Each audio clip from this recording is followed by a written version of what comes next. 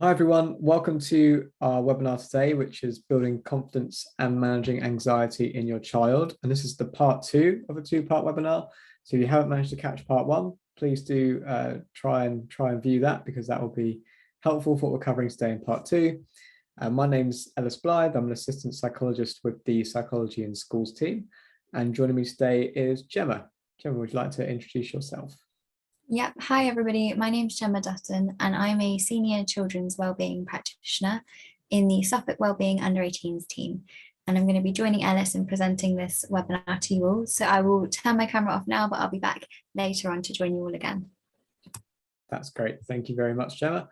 And like Gemma said, this webinar is being delivered by the Suffolk Under 18s Wellbeing team, which is part of the Norfolk and Suffolk NHS Foundation Trust.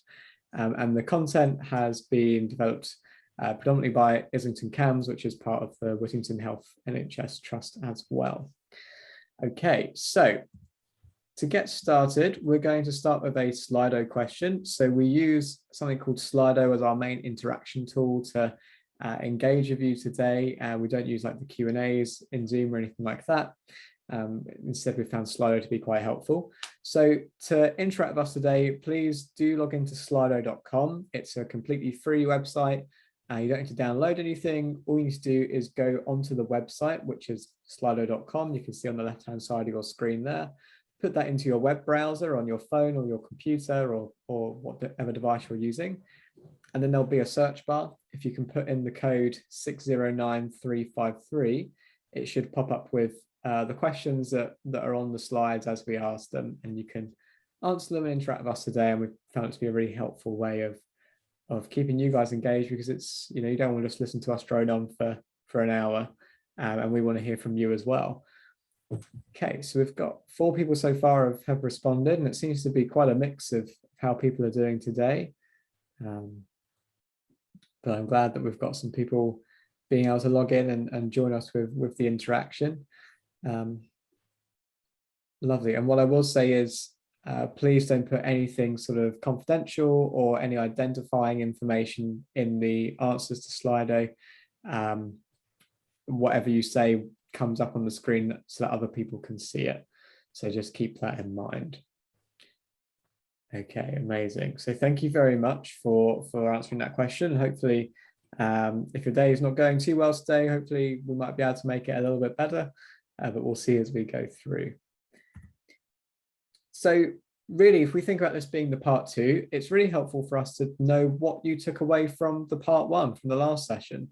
Did you find anything particularly helpful over the last couple of weeks? Did you manage to put anything into practice or think about things a little bit differently? It would just be really helpful to get a couple of thoughts from you, if that's okay, please.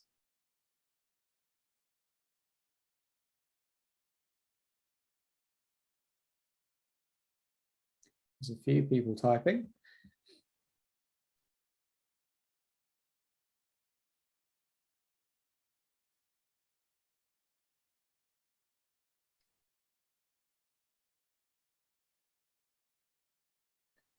So I've tried asking my son about his thoughts, but he just says he does not. And that's yeah, so that can happen with our children and with ourselves as well. We might find it quite difficult to identify some of those thoughts, especially at perhaps a younger age. That might be a bit more difficult as well.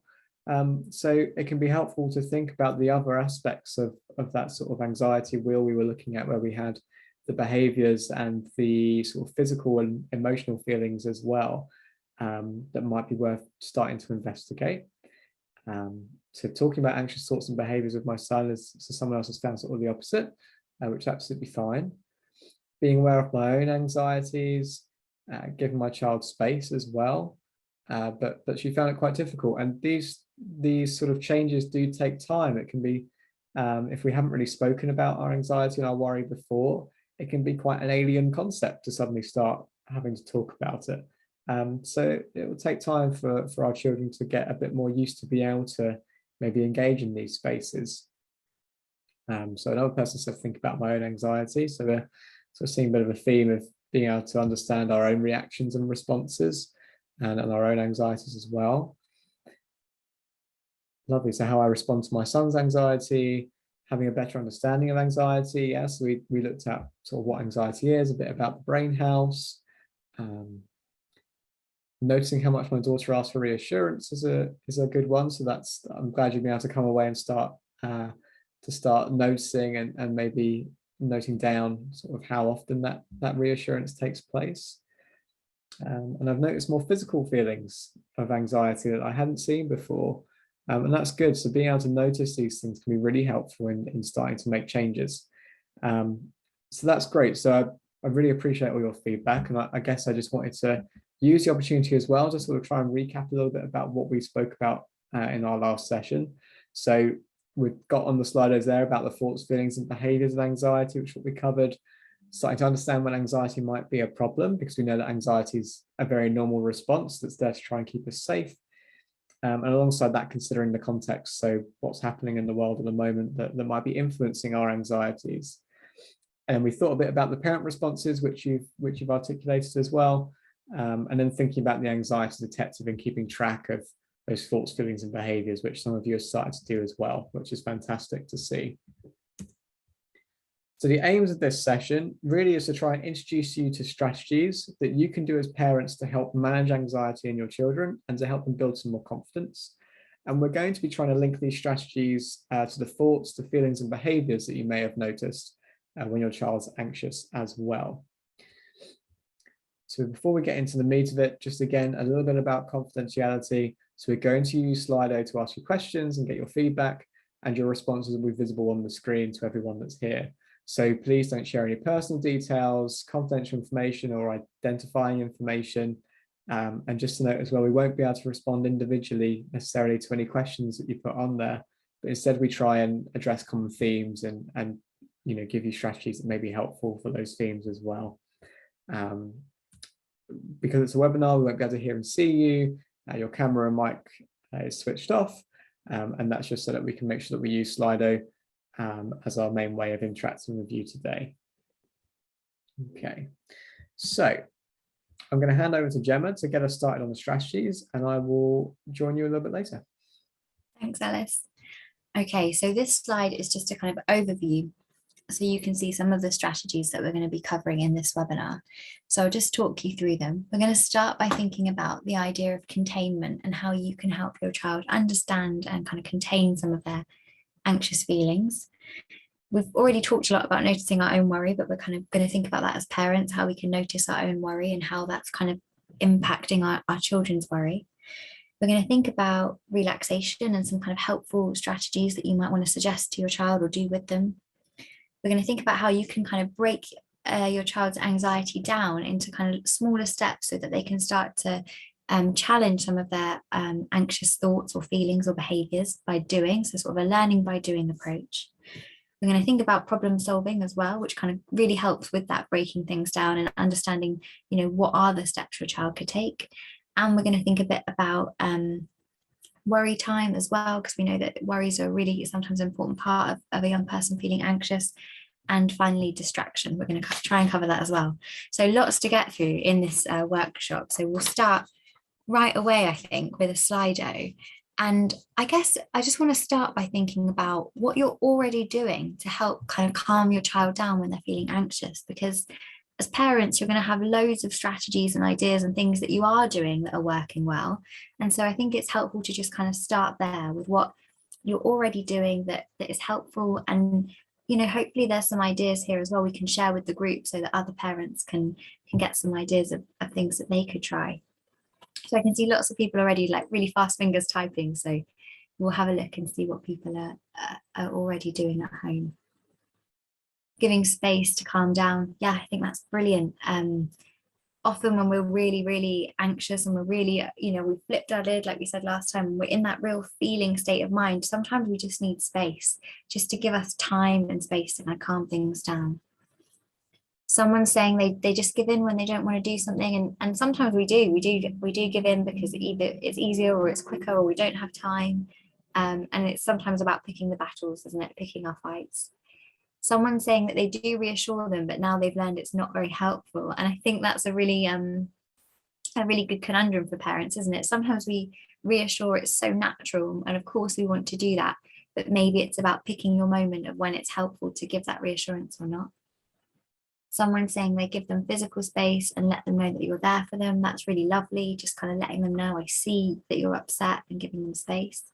Cuddles, I think, is really important. You know, sometimes just giving a hug, that physical kind of connection, can be so soothing and important. Someone tries to make their child laugh, which I think is really nice. Sometimes using a bit of humor can just really like diffuse a situation and make things, you know, something that did seem really, really up here emotionally, where everyone was feeling really worried. Humor can kind of break that tension, which can be so helpful.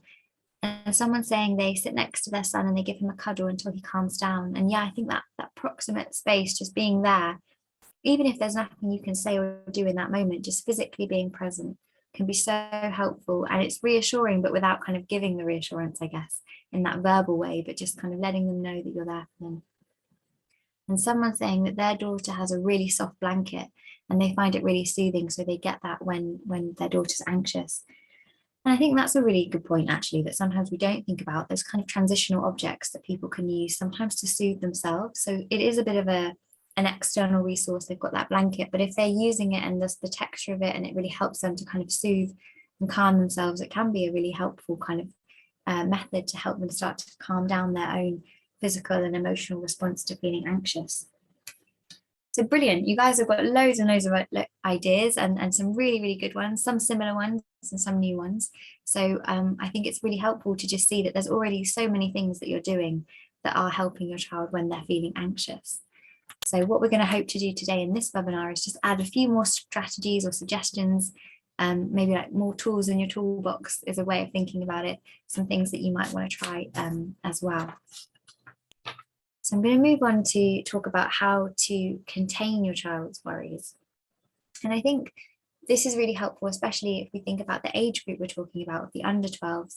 Sometimes children can really struggle to recognize their emotions. I think someone said earlier, when Ellis was doing the Slido, that they've tried talking about their young person feeling really anxious, but they're kind of not sure what they're feeling.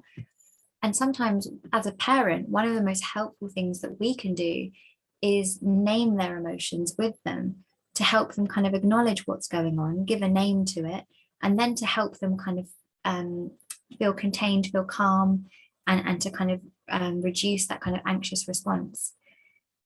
We've talked a lot, and as a group, I think you've had some really nice insights into how our own responses can sometimes lead to then continuing that kind of anxious cycle, not because we want to, that's definitely not our intention, but because it's natural that when our child feels anxious, we might start to feel anxious.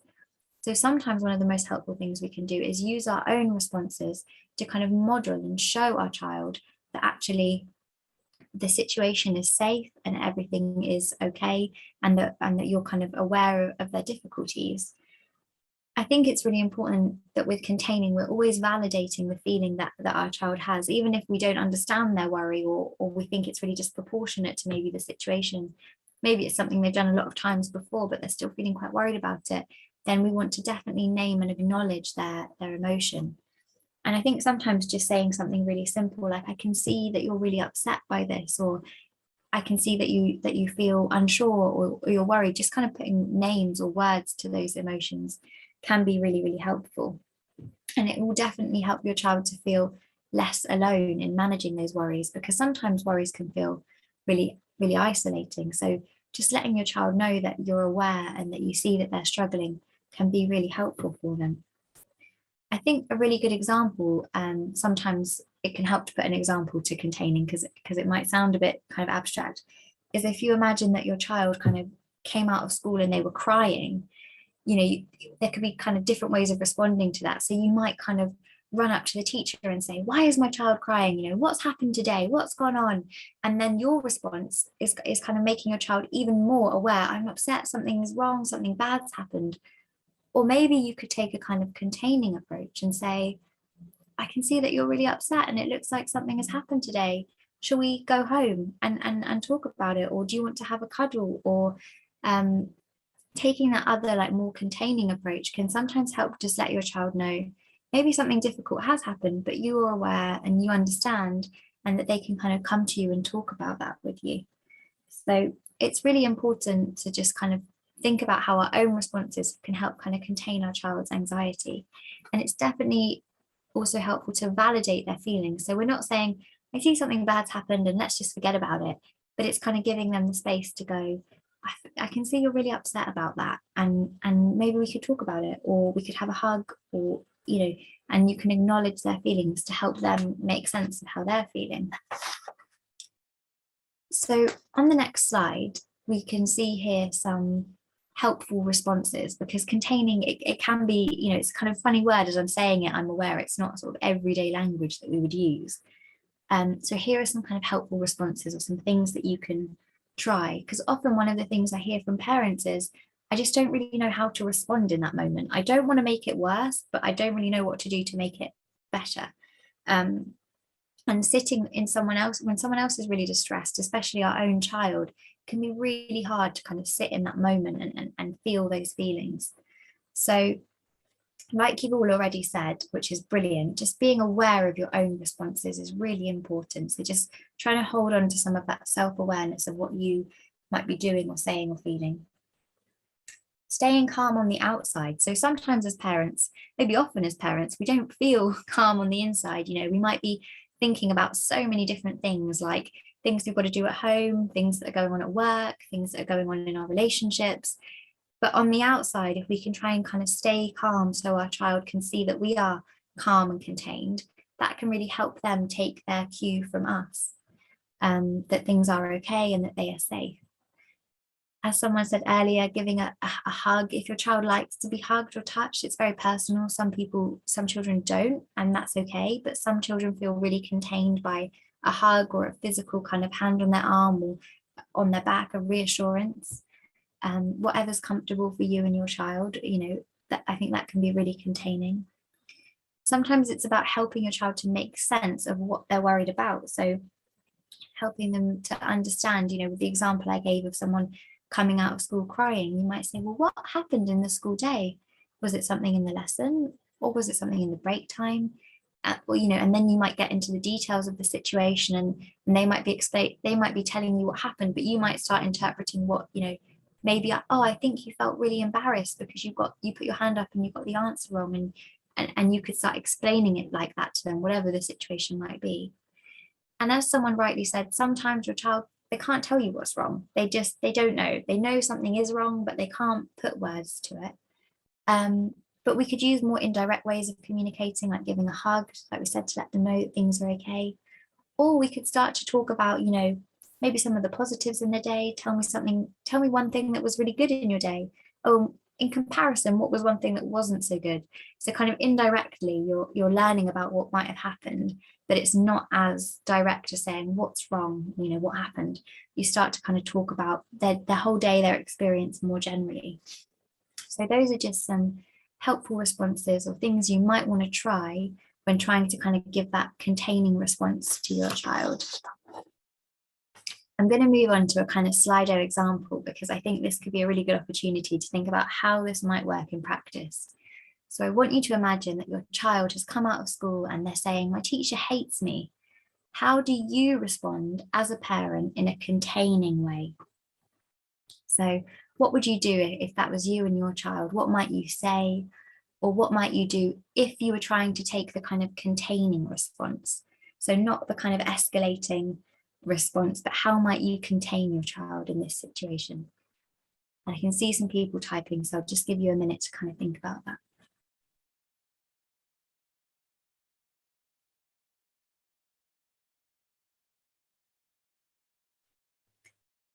Someone saying, ask how they're feeling. Can we name that feeling? I think that's a really nice question. If we were to give that feeling a name, what might it be? Or like Ellis said, it might be that character, those feelings characters in your upstairs brain. Which is it, sad Susan, or I think Ellis said like logical Logan, what feelings are coming up in that moment? Someone else is saying they might ask them what's happened and find out why they think this. That's a really nice question. So, thinking what's gone on, what sense are they making of what's happened? Someone saying what makes you think that. I think that's a brilliant question. Looking at trying to understand your child's kind of thought process. Someone else saying they would help them to just calm down first and then try and understand what happened. And I think that's a really good point. Sometimes as parents, we so want to get to the information, but we actually, we need to just calm down that physical sense of anxiety, those emotions that might be happening first. Someone is saying, I would have said no, they don't in the past, but now maybe they'd ask why they think that. I think that's brilliant. And I love that honesty that, yeah, they might have just said, no, they don't. The teacher doesn't hate you. Of course they don't. But now they're thinking a bit differently. That actually they might say, oh, what's happened? What's made you think that? And that's really nice example of how this person is kind of thinking to get alongside their child and kind of see what's happening from their perspective. Someone's also saying, why did they think that? Is it because they got told off once, or is it a general feeling? That's brilliant. Yeah, looking at the kind of situation, or is it something a bit harder to pin down, but just a general feeling? Someone is saying their immediate thought would be, how dare he or she? I think that's the teacher. How dare they? But they wouldn't say it. That's a really good example of kind of calm on the outside. They would say, why do you think that? And maybe also think about a positive, like how much the teacher praises them. I think that's a brilliant example. So I think you guys have all really demonstrated some great containing responses, and hopefully that's something helpful that you can try and keep putting into practice with your child.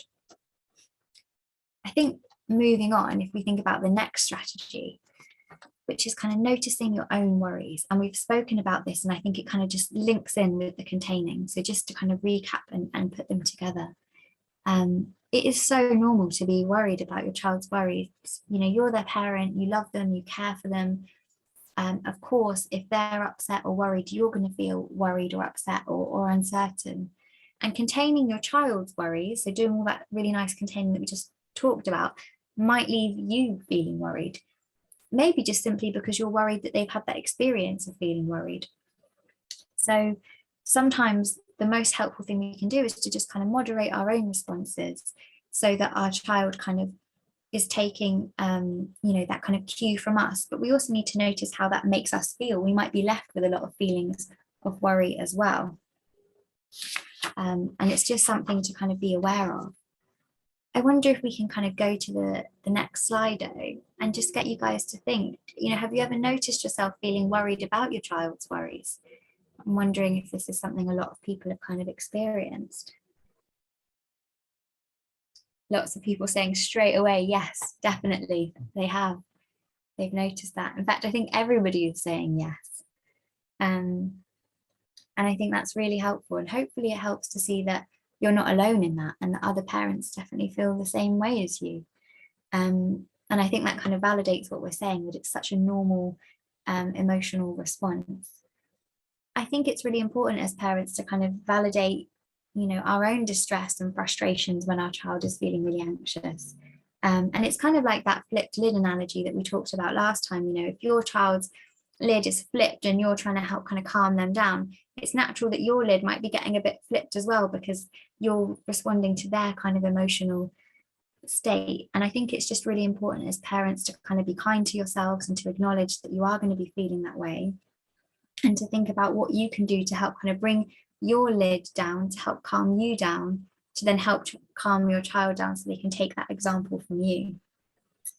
And again, it comes back to kind of thinking about our own emotional responses.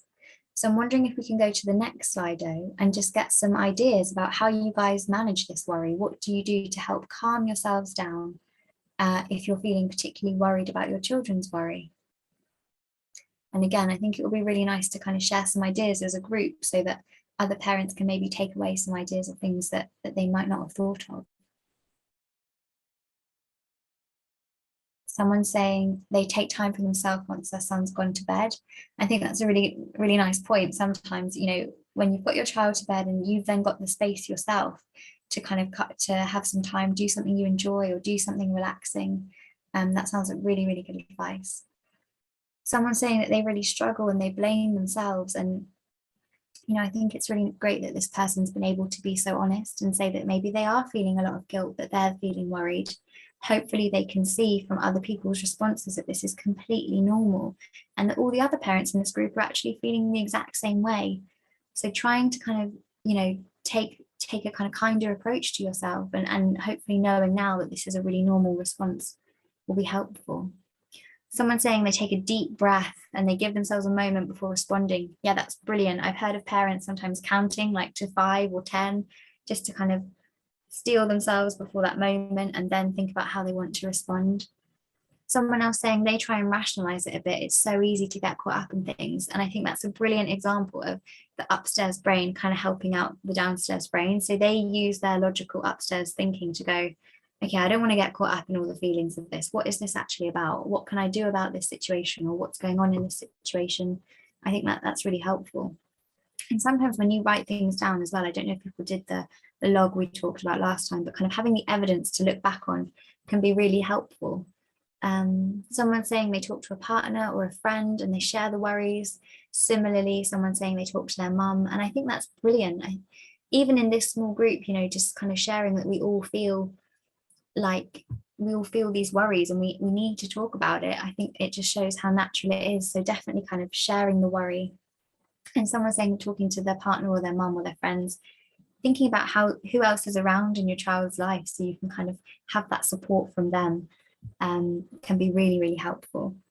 And someone saying, I go to coffee morning every Tuesday and I'm looking at starting work again to find me.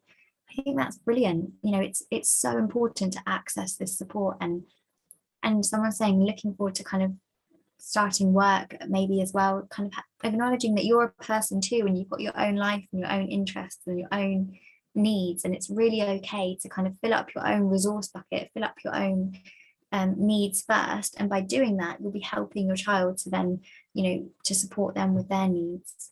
So some really, really good ideas there. Thanks everyone for sharing. It's really helpful. I actually want to move straight into the backup team because some of you were already saying this. And the backup team is just kind of an idea really, or a way of thinking about who's in your child's life who can kind of be a helpful support to them. And so often as parents, we can kind of take on that feeling of like having to kind of hold everything, and it's a really heavy weight on our shoulders and feeling like we need to cope with every kind of difficulty. But it can be really helpful for your child to think about, who's in their life and who is around that can support them and help them with some of their anxieties. And as you can see on the slide, there's so many different types of support that children can benefit from when they're feeling really anxious. So it might be some emotional support, so someone they can go to kind of talk about their feelings and how they're feeling. It might be some practical support, so maybe they're really worried but they've got a real kind of problem that they're trying to figure out, and I think Alice is going to talk about problem solving later, but it might be someone to go through that kind of practical problem solving help. It might be, talking about it. It might be a hug. It might be, they've got worries at school and they need some support around their learning. Or it might be that they just need to have some fun activities. Maybe there's like a club that they go to or some sports teams that they're involved in or something like that. And they really need that support to kind of bring that fun and that enjoyment into their life. So sometimes what I do with young people is I kind of put them at the center. I draw a little circle, as you can see, put them at the center. And then I put the different kind of people that are involved in their life and get them to think about who can support them with their worries. And often it's really nice for young people because they might feel like they're all alone with them and their worries, but actually they can see that they've got so many people that they can talk to and that can support them.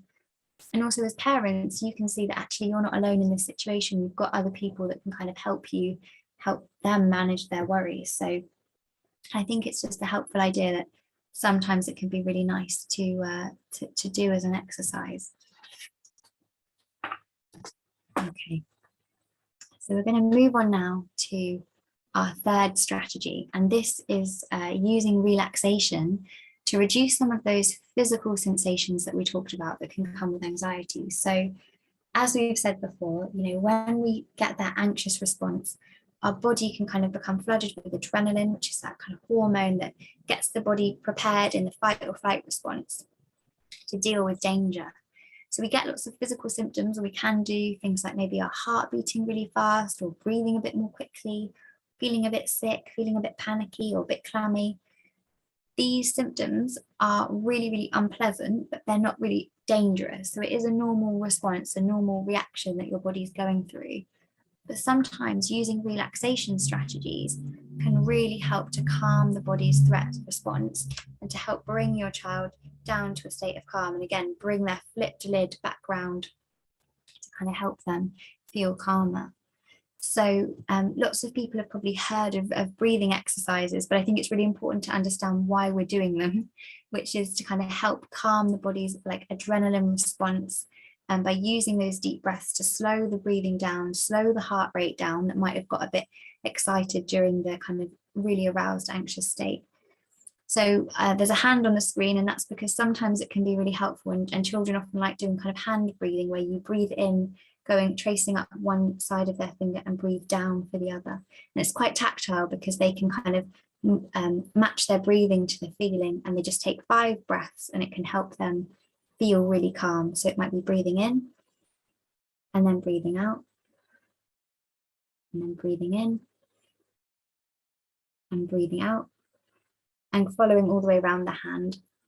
And it can kind of just help them calm down in that moment, use their breathing to calm down in their bodies. And there's also things like progressive muscle relaxation. So you might tense up a part of your body, and you can go from your head to your toes or the other way, or just do specific muscles. So I'll just show you with my hands. But you might tense your hands really, really, really tight into a fist, and then you let it go, and you kind of feel the blood flow circulating. And it's a really nice way of children feeling like they're letting go of tension. It kind of makes a feeling that's quite hard to describe, makes it quite tangible. So they squeeze and they feel all this tension, this worry, and then they let that go. And that can really help kind of calm the body down from that kind of anxious state that they may have been in. So there's loads of resources online. You might already know some or be using some, but it's just to kind of explain how relaxation can be really helpful, reducing kind of the physical symptoms of anxiety. Okay, so learning by doing. I'm just going to take a little sip of water. Learning by doing is something that can be really, really helpful, because as we've said before, sometimes when we're really anxious, we stop kind of having opportunities to test out our coping skills because we avoid situations. And so we never really get to find out that actually we could cope and we've got the skills we need to kind of cope in that situation. But obviously, if someone's really anxious about doing something, we don't want to just kind of put them in at the deep end, because they'll feel so anxious they won't be able to have that positive kind of coping experience. So one of the things that we often suggest is kind of breaking a situation down into different steps, so that your child can have a really positive experience of building up to being able to do something that previously they would have found really difficult. And obviously it's really motivating, because every time they can complete a step, they're kind of getting closer to doing the thing that they want to do, but they're also having the opportunity to experience that they can really cope in a situation that maybe they thought they couldn't manage in. And often with anxiety, it's really helpful to learn by actually doing it ourselves. We need to have that experience of coping for that to feel kind of real, and to give us that experience that we need to kind of build on and build up our confidence. So I think if we move to the next slide, there's some ideas about how you can create a step-by-step plan. So what I would say is, if you think of it like a ladder, that's kind of a helpful image. You might put your ultimate goal at the top, the thing that your child really wants to do, but they're not able to do at the moment. So say, for example, it would be like going for a sleepover with a friend. That might be the thing they really want to do, but maybe they feel quite worried about not being with you. So you might break that down into smaller steps. And you could do that in loads of different ways. And the important thing is that you really do this in conversation with your child. So it's kind of a collaboration, because sometimes things that we think as parents might be really easy or really hard, our child might think the complete opposite. So you might put at the bottom, a step might be for them to just go round to a friend's for a play date, and for you to also go and maybe have a coffee with the mum or dad or whoever in the kitchen. So you're all there at the same house together, but you're kind of going over to the friend's house. And then over time, you might break that down, and other steps might be going over for a play date, maybe without you, for half an hour, and then it might be for an hour, and then you might build it up, maybe going on an outing with that friend. Or if it's a sleepover, it might be staying over at grandparents first before a friend's. So there's loads of different steps that you could make, and there's no right or wrong. It's whatever steps feel right to you and your child. And then you want to kind of get your child to think about those steps and rate how anxious each step would make them feel if they were to do it. So I would usually start with 0 being not at all anxious, like I could do it right now and I wouldn't even feel worried about it, and 10 being like really anxious, I couldn't do that, I'd feel really, really worried if I had to do that. And I'd get all those anxious symptoms that we talked about. And then, depending on the anxiety rating they give, I want you to put the steps in an order so that you can see which are the ones to start with first at the bottom, and how are you going to build up to their ultimate kind of goal at the top of the ladder. And then what I would say as well is, with that first step, don't be afraid to put something really easy and really manageable, because you really want to start with a nice kind of easy win so that your child can kind of feel really motivated and succeed and achieve at coping with something. And then that will kind of build their motivation and their kind of energy for taking on the next steps. And it's really important to say that there's no time limit to how long this kind of should take. It will take as long as it takes for your child to feel able to do each step with feeling at least half as anxious as they felt before. So don't feel worried if you need to kind of repeat steps or break steps down into smaller steps. If you find that actually they're making your child feel more anxious than you anticipated, that's completely normal. After you've kind of completed each step, try and get your child to rate again how anxious they feel now, because it can be so satisfying for them to see a step that they rated as a 6 is now maybe a 2 or a 3. And again, that really proves and enforces the idea that they can overcome some of their anxieties by learning, by kind of doing it themselves. And also it can be really helpful at the end of doing each step to reflect on what they learn. So hopefully you can kind of help them come up with ideas like they learned that they could do something that maybe their worries told them that they couldn't, or they can cope better than they thought that they did. And then these can become really helpful kind of thoughts that they can use to take into tackling the next steps as they progress towards their goals. So be as creative as you like with it. Definitely be led by your child and what kind of works for them. And also kind of make sure that you're getting them involved in each of the steps so they're really motivated to try on each next step. And always start with an easy win. I think that's a really top tip, just to kind of get things going. Okay, I've done lots of talking now, so I think I'm going to hand over to Ellis and let him explain the next part of the webinar. That's great. Thank you very much, Gemma. So really, we want to try and think a little bit more about managing worry with the next couple of strategies. And a really helpful way of starting to think about how we manage worry can be using something called a worry tree, which is what's on the screen right at the moment. So to use the worry tree effectively, we want to first identify what the worry is, and then think about, can we do anything about it? And this might seem like a really simplistic question, but this will help us to split the worry into different sections, whether it's solvable, in which case we can do something about it, which might be where problem solving comes in, which we're going to talk about in a minute. And if we can't do something about it, we can think of the worry as being a bit more hypothetical. So it's something we don't have much control over, and it might be something that we're sort of imagining could happen in the future that we can't really have any power in changing. So if we can't do something about it, we try and move into a state of trying to let that worry go, where we change the focus of our attention instead of using lots of energy worrying about something that we can't do much about. Now, that's not to say that sometimes worry can't be helpful. Sometimes it can be a little bit helpful in a sense that it might make us revise, or it might make us watch out for cars. So remember, anxiety is a safety mechanism. It's there to keep us safe from danger, or to help us with the things that we find most important. But as Joe mentioned in the first part, worry can be unhelpful when it becomes a bit of a problem and it sort of impairs us or stops us from doing things that we need to do. So in these situations, we can use the strategies that Gemma's spoken about already, or we can use some of the strategies that I'm going to talk us through now. So the first one we're going to look at is problem solving. And on the worry tree, the problem solving, like I said, falls down the left-hand side, more towards that solvable worry. And just to mention, I guess, the difference between solvable and hypothetical worry, it changes from person to person. Like we said in part 1, the context is really important when we think about worry. So for some people, a solvable worry for them might be a hypothetical worry for someone else. So we just need to bear that in mind, and we come to think about using the worry tree, that we're using it based on our own circumstances. It's not really a one size fits all necessarily.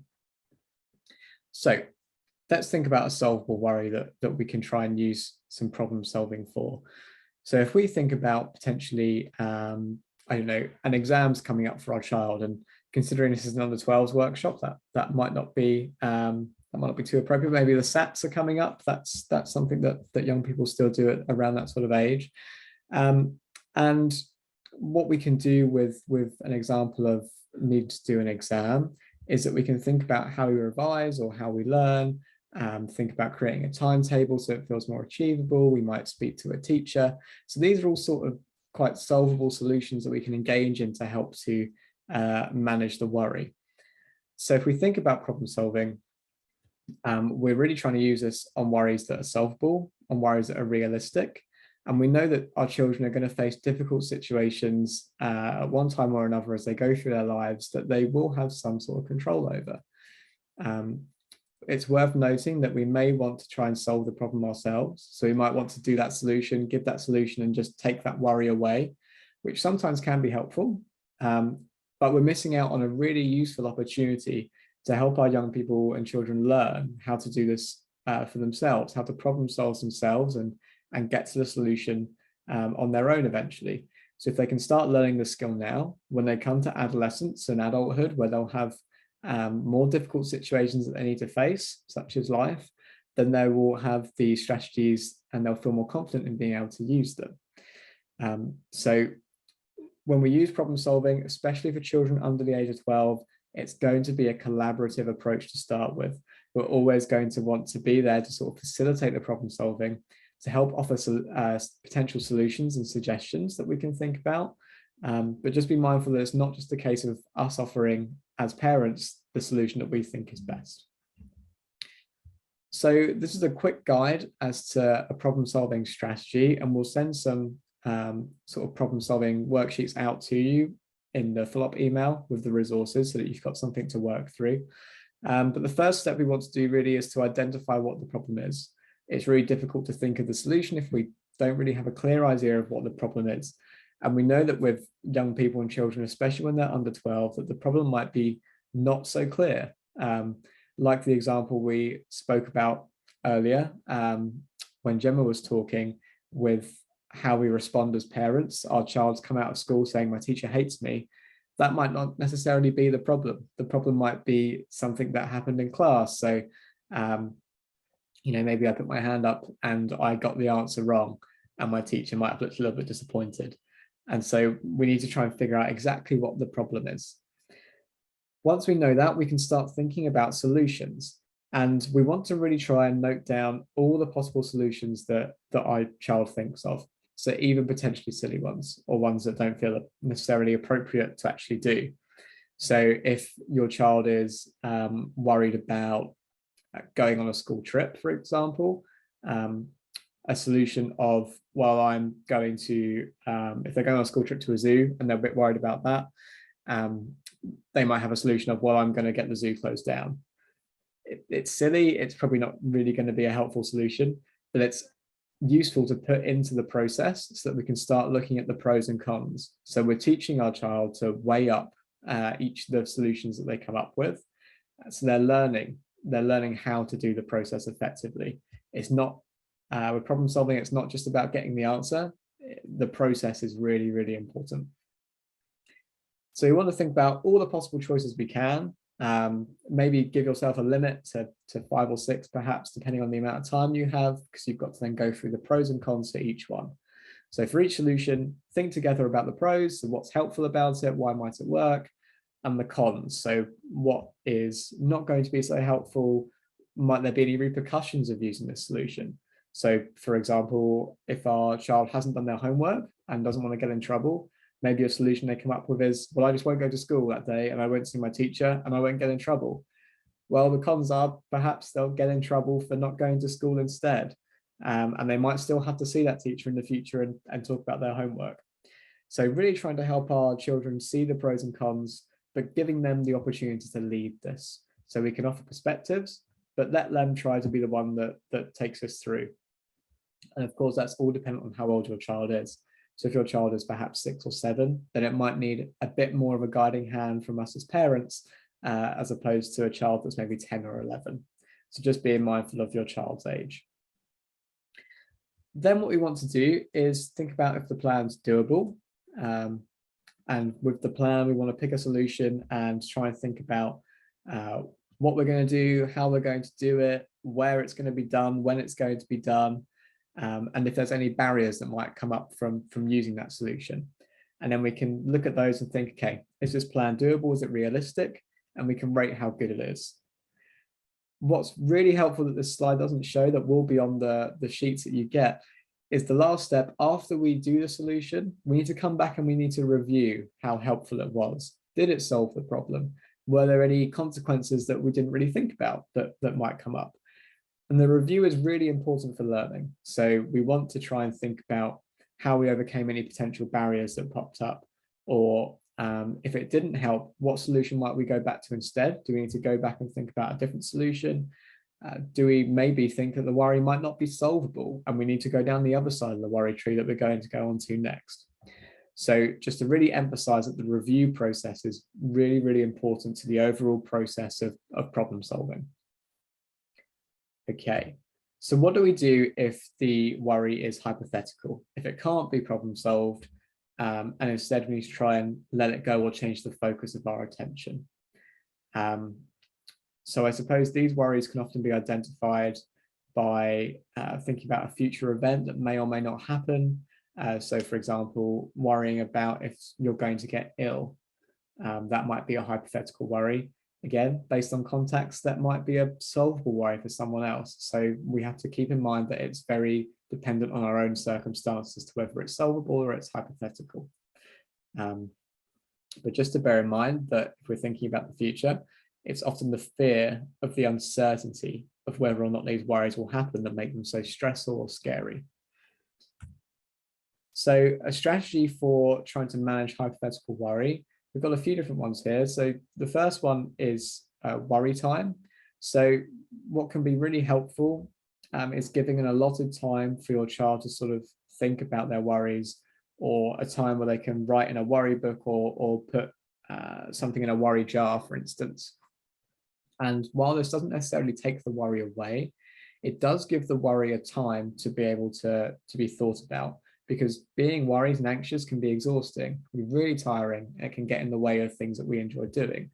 So by having a specific worry time, it helps to give our children some space to do the things they enjoy outside of that. Otherwise, worry can sometimes take over and get in the way of all those things that we like to do instead. So using a worry time and a worry jar or a book that they can use during that specific time can be a really helpful way of your child not being bogged down during their whole day and still being able to do the things that they enjoy. As Jo mentioned before, some of the relaxation techniques, so the 5-finger breathing that she spoke about, or the progressive muscle relaxation, can be really helpful in managing hypothetical worry. So we're trying to reduce some of the physiological responses by doing that relaxation. We're trying to calm down that adrenaline response that our body's engaging in. So we're trying to reduce the fight and flight response as well. And by doing some of these relaxation techniques, we can almost trick the brain into not seeing a danger there. So if you think about the upstairs and the downstairs part of the brain, alarm bell Alan's ringing his bell in the downstairs part saying this is really dangerous, we need to do something about it. The lid's flipped off. The thinkers can't come down and think logically and rationally and say, you know what, it will be okay, or this really isn't likely to happen. They can't reach the staircase to go down and talk to them. But if we do some of the 5-finger breathing, or some of the progressive muscle relaxation, or even just some slower breathing where our exhales are longer than our inhales, we can start to lower that lid of our brain house, and we can start to almost trick the brain into responding in a way that's quite calm instead. The other aspect, the other technique on this list is distraction techniques, and there's plenty of different distraction techniques that we can use that will vary in how helpful they are for your child based on what your child really responds to. So there's a few examples that we might sort of maybe try and count back from 20 in twos, or If your child's really good at maths, then going back from 107s is quite an interesting one. Sometimes it can be really helpful to use some imagery. So we might imagine a big red stop sign to sort of almost say, stop thinking about, stop the worries in their tracks. We don't want to encourage our child to actively try and stop thinking about something, because if we try and block something out, it often comes back stronger. So if I asked you all to not think about a pink elephant, I can guarantee that in your mind there will be a pink elephant, even though you weren't necessarily thinking about it before. So we need to be mindful of imagery, that we're sort of saying stop to the worries rather than trying to ask our young person to stop them in general. We can also use humor quite well when it comes down to worry. Humor is a really helpful response in trying to sort of reduce some of the anxiety. So we can think about something that our child's anxious about and try to help them imagine that in a comical way. So it reminds me of the Boggart from Harry Potter, where it's sort of it takes the form of your biggest fear, and to sort of get rid of it, they have to cast a spell, but imagine it as something funny. And I always sort of think about Snape wearing a frock. So if your child is maybe worried about a specific teacher, it can be helpful to try and think about that teacher in a funny way to reduce that fear and that worry. We can also sort of do some other distractions. So maybe spelling the names of your family, or looking at something and describing it in detail. So anything that really takes the focus away from the worry, moves that spotlight away and casts it on something else. Grounding is also a really helpful way of re-engaging in the present moment. So especially if we think about hypothetical worry, where often the worry is about something in the future, we lose a lot of control when we get stuck in the future, because we can't do much about something that is that far ahead. Similar to the past, we can't change anything that's happened in the past. Where we have the most control is the present. So that's where we want to try and take our focus back to. And by using grounding exercises, we can really bring ourselves back into the present moment. Now, the 5, 4, 3, 2, 1 exercise that we use really often works quite nicely because it engages in the senses. So the 5 senses, so sight, touch, hearing, smell, and taste. And the senses really have a bit of a shortcut, a bit of a highway into the brain. And if we think about anxiety being sort of originating from the brain as a response to get our body ready to keep safe, the quicker we can sort of get those connections into the brain and reach those parts, the easier it's going to be for us to sort of reduce that response. So by doing this exercise, we can try and bring ourselves back into the present moment by noticing the things around us. So the 5 comes from the 5 things we can see. So we'd want our young person or child to name 5 things in the room that they can see. And we can make this a bit more difficult by giving them a specific color or a specific shape, and then ask them to notice those things and maybe say them aloud. The 4 is 4 things that they can feel. And this isn't just a case of tapping 4 things in the room around them. So where I'm sitting now, I could probably tap a pen, my computer, the desk, the chair. That's not what this exercise is about. It's not about just quickly getting it done. Instead, we want to try and encourage our young people to really try and notice how the things around us feel. So, for example, the chair you're sitting on, is it soft? Is it firm? How does it feel when you sort of run your hand over it? Has it got bumps on the material? Is it quite smooth? What happens when you put your feet up sort of against your chest onto the chair? Do you sink into it further, or does it sort of push back against you? So we really want to try and notice all the different sensations that we can feel, and try and sort of name 4 things that we can notice that with, and to name those sensations as well. The 3 is for 3 things that we can hear, and this is often a really helpful one because our hearing as humans isn't the best. So we have to really be quiet and to really focus on 3 things around us, especially if you're in quite a quiet environment. It can be even more challenging and engaging to do. 2 things that we can smell, similar to hearing. Our smell isn't great either. So this can be quite a tricky one. And the last one is 1 thing that you can taste. And if the children we work with, if they can't taste anything, we encourage them just to think of their favorite food. And often it has a very similar response. So going through this nice quick grounding exercise with our young people can help them to bring themselves back into the present moment. And it's something that they can practice as well on their own, so away from you if they need to. So if they're at school, for instance, sitting in the classroom, it's a nice exercise they can do without having to talk or draw attention to themselves. They can sort of do it on their own, just sitting quietly in class. Okay, so that brings us to the end of our session today, and that's the strategies that all the strategies we're going to go through for today. And like Gemma said, we'll send out some resources to sort of give you some more prompts and maybe some guidance on how to use some of them as well. But really, I guess, as we said in part one, it's really helpful for us to learn what things that you might take away from the session, so we know what's been perhaps most helpful for you today. So if you wouldn't mind sort of answering the Slido for us and just letting us know what 2 things you'll take away from today's session, that'd be really helpful.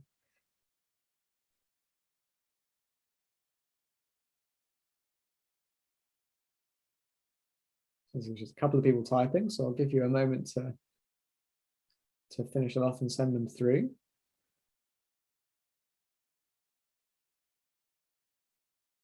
So we've been really strategy focused today, and you might not know necessarily what's going to be most helpful until you try them out. But just from what you've heard today, what do you think is going to be most helpful? We've had someone saying breaking it down and using the problem solving. So yeah, taking a really logical approach. It's worth mentioning with the problem solving that if our young person's feeling quite worried in that moment, they might not be able to engage in that logical thinking. Their lid might be flipped and they might not be able to do that thinking and breaking down. So we might need to help them calm down first before we do some of that logical thinking. The breathing exercises and the grounding sound helpful, so that's good, and they're nice, easy things that you can try. And I would definitely suggest to practice those strategies when your child's feeling calm as well.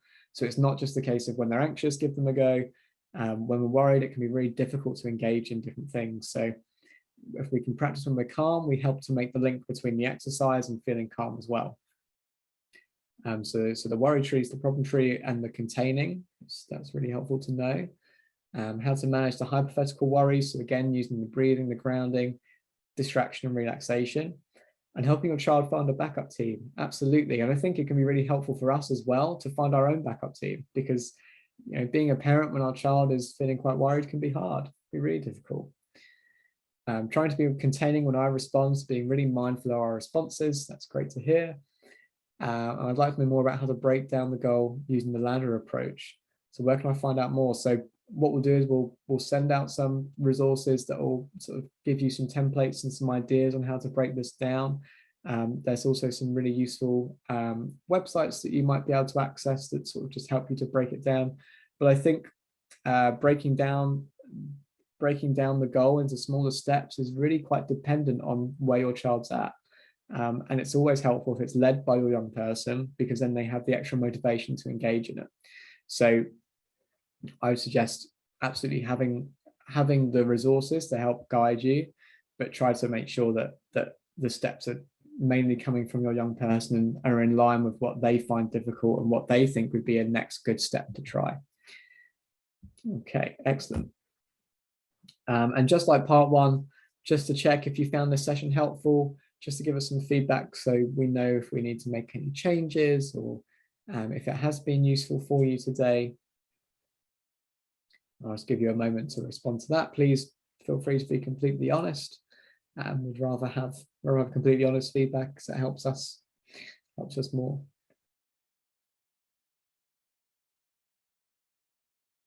Okay, so we've got some responses there saying that you agree that it's been helpful today, which is really, really promising and really good for us to see.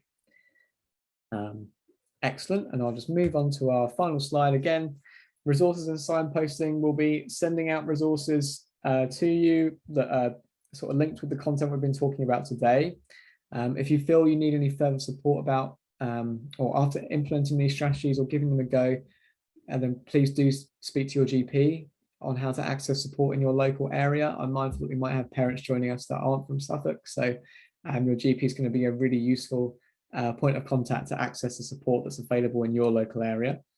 And just to sort of give a shout to our YouTube channel as well, the Norfolk and Suffolk Foundation Trust YouTube channel has lots of helpful videos and resources.